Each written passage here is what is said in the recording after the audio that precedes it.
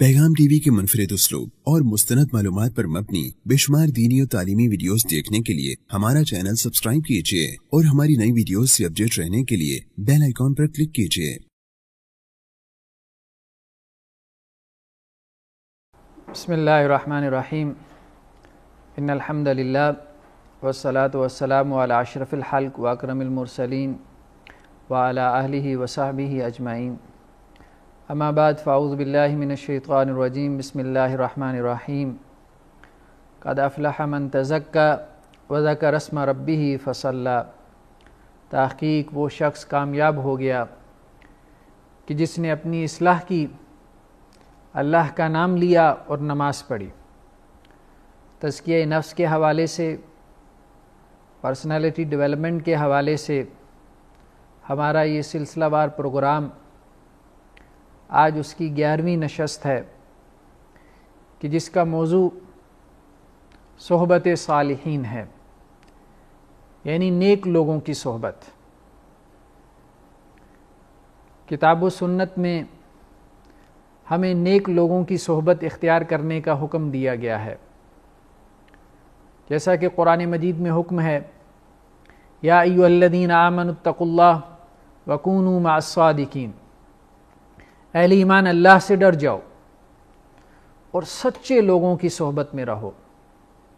यानी उन लोगों की सोहबत में, उनकी कंपनी के अंदर वक्त गुजारो, उनके पास बैठो, उनकी मजलिस में रहो कि जो सच्चे हैं, सच जिनका हाल बन चुका है,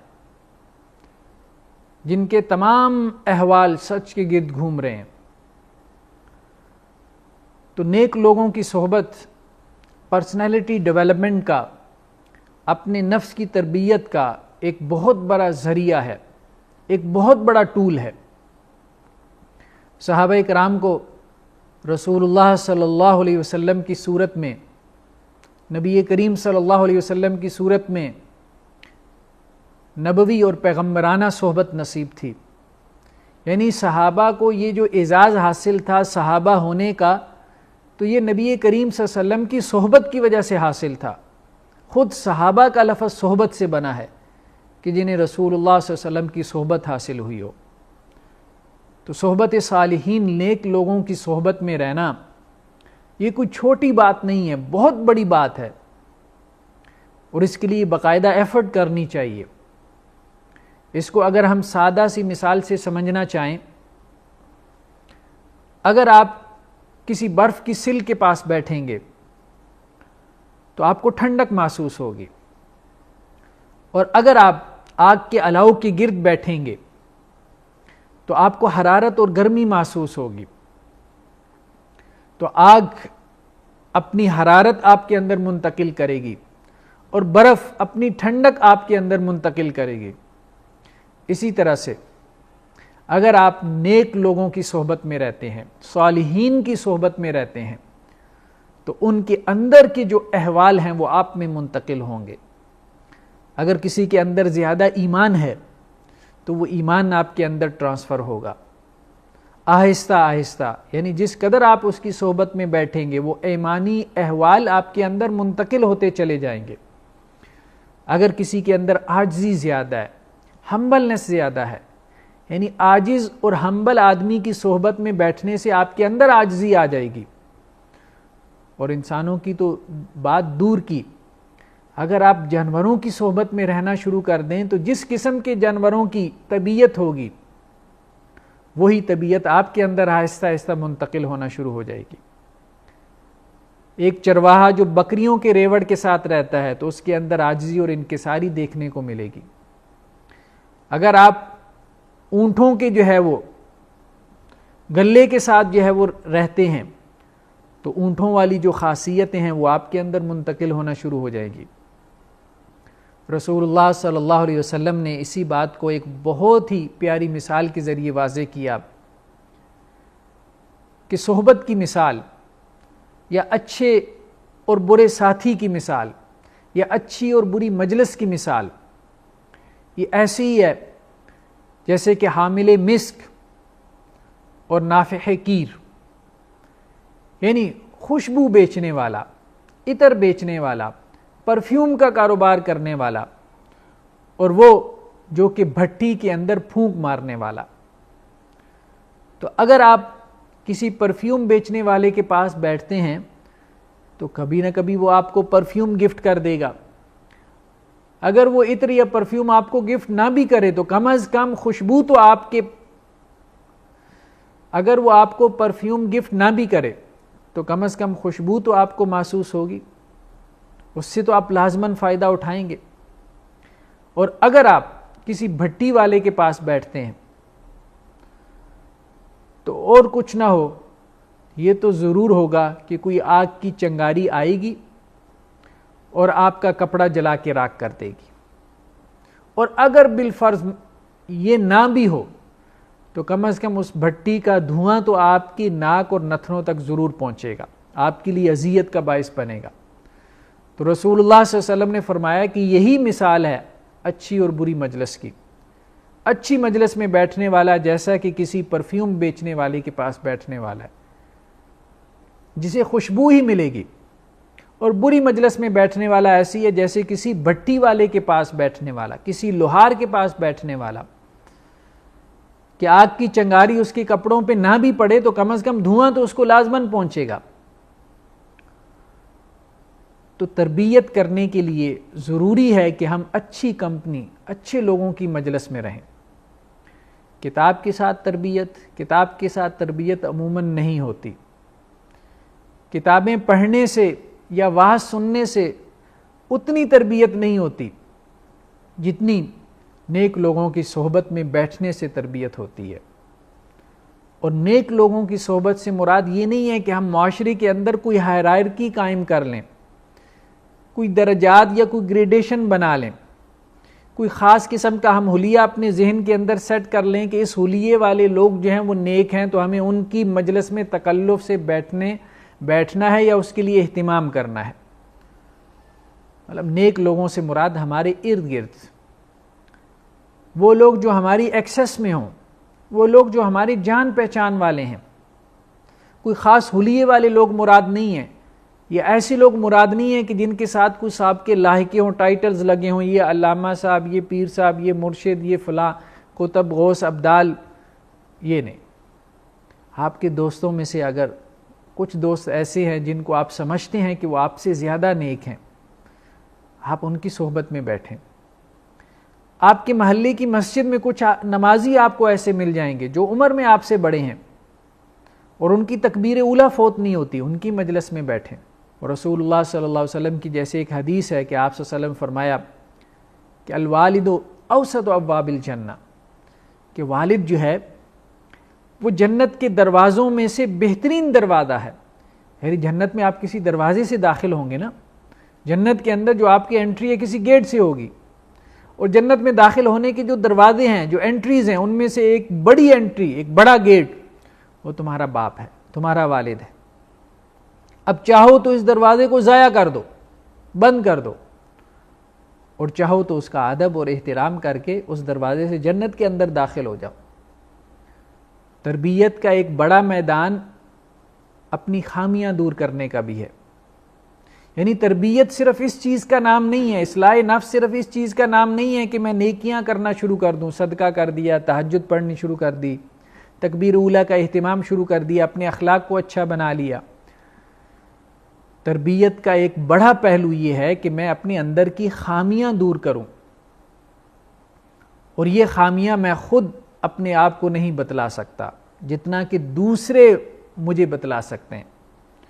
جیسا کہ رسول اللہ صلی اللہ علیہ وسلم فرمایا المؤمن مرآۃ المؤمن، مومن مومن کا آئینہ ہے. آئینے میں جیسے آپ کو اپنی شکل نظر آ جاتی ہے، اسی طرح سے دوسرا آپ کا جو بھائی ہے وہ آپ کو آپ کی خامیاں بتلا دیتا ہے، دکھا دیتا ہے. اب ہم میں سے جو لوگ شادی شدہ ہیں، اب پارٹنر جتنا ایک دوسرے کو جانتے ہیں، سپاؤسز میاں بیوی جتنا ایک دوسرے کو جانتے ہیں، شاید ہی کوئی دوسرا جانتا ہو. اب ایک صاحب اپنے پیر صاحب سے تو بیعت ہیں، ان کی مجلس میں ٹوپی پہن کے چلے جاتے ہیں، تسبیح ہاتھ میں پکڑ کے بیٹھے رہتے ہیں، بڑے ادب کے ساتھ، احترام کے ساتھ پیر صاحب کی جوتیاں بھی سیدھی کر رہے ہیں. اب پیر صاحب نے ان کی اصلاح کیا کرنی ہے؟ پیر صاحب کو تو معلوم ہی نہیں ہے، شیخ کو تو معلوم ہی نہیں ہے کہ اس کے اندر کیا کیا خامیاں ہیں. وہ خامیاں تو اس کی اہلیہ محترمہ کو معلوم ہے، وہ تو اس کی بیگم کے علم میں ہے، وہ اس کو بتلا سکتی ہیں کہ بھائی یہ اپنی چیزیں درست کر لو تو نیک بن جاؤ گے۔ یعنی اگر کوئی مرد اپنی اصلاح چاہتا ہے تو اسے چاہیے کہ کبھی اپنی بیوی کے ساتھ بیٹھ کے اس بات پہ گفتگو کر لے کہ ٹھیک ہے مجھ سے یہ شکایتیں نہ کرو کہ یہ نہیں ملا وہ نہیں ملا، بس ری ایکشن کے بغیر مجھے یہ بتلا دو کہ میرے اندر کیا خامی ہے، تم نے کیا خامی دیکھی ہے، میں اپنی اصلاح کرنا چاہتا ہوں۔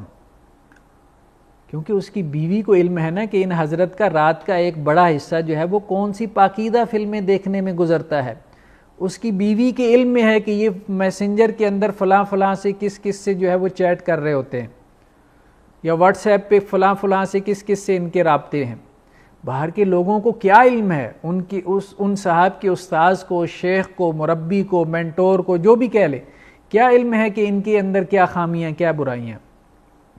وہ اصل خامیاں تو انسان کے لباس کے علم میں ہوتی ہیں نا، تو لباس اس کا کون ہے؟ اس کی بیوی، جو اس کو بہت قریب سے جانتی ہے۔ اور اگر کوئی بیوی اپنی اصلاح کرنا چاہتی ہے تو اپنے شوہر سے پوچھ لے کہ بھائی بغیر ری ایکشن کے، بغیر رد عمل کے یہ بتا دو میرے اندر کیا خامیاں۔ ہماری آپس کی لڑائی جھگڑا اختلاف ایک طرف، بس دینداری کا تقاضا یہ ہے کہ میں آپ سے مشورہ کر رہی ہوں یا میں آپ سے مشورہ کر رہا ہوں کہ میں اپنی اصلاح چاہتا ہوں، میں اپنی پرسنالٹی کو ڈیولپ کرنا چاہتا ہوں، آپ بتا دیں میرے اندر کیا خامی ہیں، کیا کوتاہی ہیں جن کو میں بہتر بنا دوں۔ پھر جب وہ بتا دیں تو اب شیطان ہزار تعویلیں سجائے۔ اگر آپ نے اپنی بیوی سے مشورہ لے لیا کہ بتاؤ میرے اندر کیا خامی ہے، اور وہ کہے کہ تم متکبر ہو، اب آپ کہو کہ باہر تو ساری دنیا مجھے عاجز کہتی ہے، تو تم مجھے متکبر کہہ رہی ہو، تو تم تو میری چونکہ فریق مخالف ہو تو میں نے تمہاری بات ہی نہیں مانی۔ نہیں، اگر اس نے کہہ دیا تو آپ اس کو سمجھ لیں کہ وہی حقیقت ہے، وہی ریالٹی ہے جو وہ کہہ رہی ہے۔ اگر آپ نے دیانت داری سے، اس سے آنیسٹی سے اس سے مشورہ مانگ لیا، تو اب باہر ساری دنیا اگر آپ کو ہمبل کہتی ہو، عاجز کہتی ہو، تو دنیا جھوٹ کہہ رہی ہے۔ اور آپ نے گویا کہ صبح جب اپنے گھر سے نکلتے ہیں تو ہمبلنس اور عاجزی اور انکساری کی ایک نقاب پہن کے نکل جاتے ہیں۔ یعنی جیسے آپ نے اپنے وارڈروب میں کچھ نقابیں رکھی ہوئی ہیں جو نظر نہیں آتے، جب گھر سے باہر نکلتے ہیں تو نقاب پہن لیتے ہیں۔ اب لوگوں کو وہی نظر آتا ہے کہ آپ بڑے ہمبل ہیں، گھر آتے ہیں تو پتہ چلتا ہے کہ تکبر ہے، متکبر ہیں، رویوں میں مسائل ہیں، ایٹیچیوڈ پرابلم ہے۔ تو اس طرح سے اپنی اصلاح کریں۔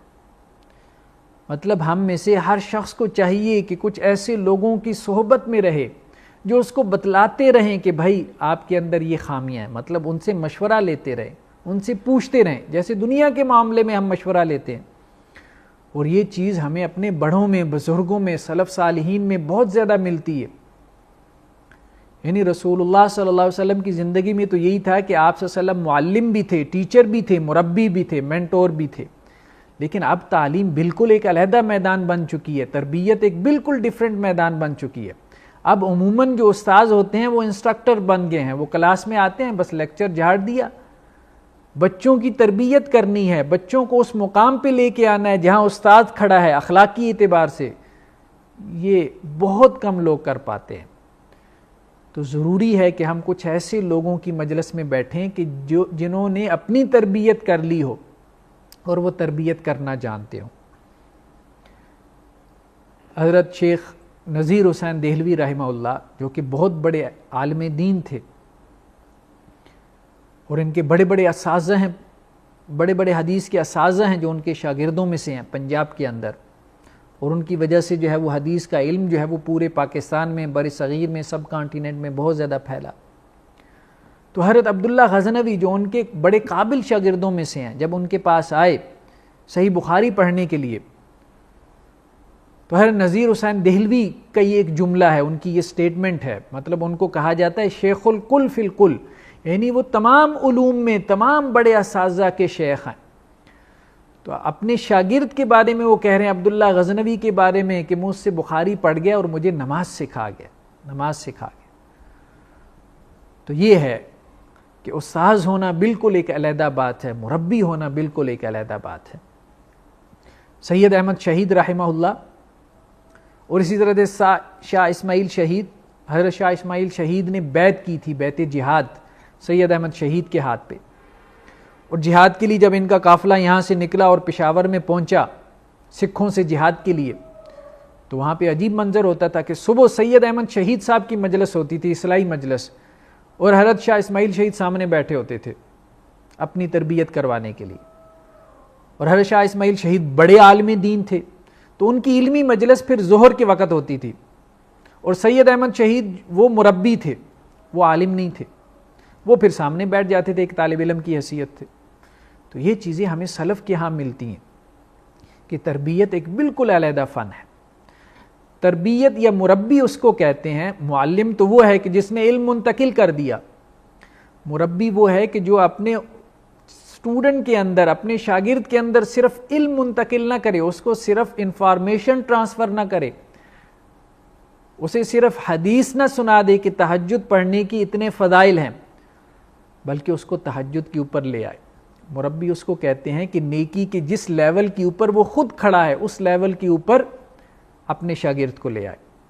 انہی لوگوں کے بارے میں حدیث میں آتا ہے کہ یہ وہ لوگ ہیں کہ جو لوگوں کو خیر کی تعلیم دینے والے ہیں، اور ان لوگوں کے لیے مچھلیاں پانی کے اندر دعائیں کرتی ہیں، چیونٹیاں اپنے بلوں کے اندر دعائیں کرتی ہیں. اور ان لوگوں کے لیے دعا نہ کرنا یہ بہت بڑی بدبختی ہے کہ جن کے لیے اللہ کی ہر مخلوق دعا کر رہی ہو اور میں ان کے لیے دعا نہ کروں. مطلب ہمیں اپنی دعاؤں میں سے ایک بڑا حصہ ان لوگوں کے لیے مختص کرنا چاہیے کہ جو لوگوں کو خیر کی تعلیم دے رہے ہیں. اللہم اغفر لمعلم الناس الخیر، اللہ تعالیٰ ان لوگوں کی مغفرت فرما کہ جو لوگوں کو خیر کی تعلیم دے رہے ہیں، جن کے لیے چیونٹیاں دعا کر رہی ہیں، جن کے لیے مچھلیاں دعا کر رہی ہیں، جن کے لیے ہر مخلوق دعا کر رہی ہے، مغفرت کی دعا کر رہی ہے. تو یہ صرف خیر کی تعلیم نہیں دے رہے، بلکہ یہ لوگوں کے اندر خیر پیدا کر رہے ہیں اپنے علم کے ذریعے سے. یعنی انہوں نے علم کو خیر پیدا کرنے کا ٹول بنا لیا. اپنے طالب علم کو یہ نیکی کی اس سطح پہ لے آئے ہیں کہ جس سطح کے اوپر جو ہے وہ لے کر آنا ہمارے دین کا تقاضا تھا، مطالبہ تھا. یہ ہے تربیت. تو تعلیم اور چیز ہے، تربیت اور چیز ہے. ہاں یہ ممکن ہے کہ ایک اچھا استاذ، ایک اچھا معلم، ایک اچھا مینٹور بھی ہو، ایک اچھا مربی بھی ہو، تربیت کرنے والا بھی ہو. لیکن اب سوسائٹی میں تقسیم ہو چکا. کچھ لوگوں نے تربیت کے میدان کو پکڑ لیا، کچھ لوگوں نے تعلیم کے میدان کو پکڑ لیا. تو اگر ہم تعلیم کے میدان میں علم حاصل کر رہے ہیں تو ہمیں اس کی بھی فکر کرنی ہے کہ ہم نے اپنی تربیت کرنی ہے، اور اس تربیت کے لیے ہم نے ایسے افراد کو ڈھونڈنا ہے کہ جو اپنی تربیت کر چکے ہوں، جو اللہ کی طرف سلوک کی کچھ منزلیں طے کر چکے ہوں، اور ہم ایسے لوگوں کی صحبت میں رہیں اور ان کی صحبت سے پھر ہم اپنی تربیت کرنے کے قابل بن جائیں.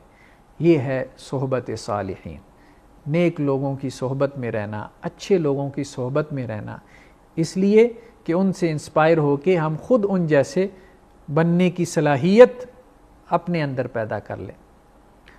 اللہ سے دعا ہے کہ اللہ تعالی ہمیں نیک لوگوں کی صحبت اختیار کرنے کی توفیق عطا فرمائے. وآخر دعوانا الحمدللہ رب العالمین. پیغام ٹی وی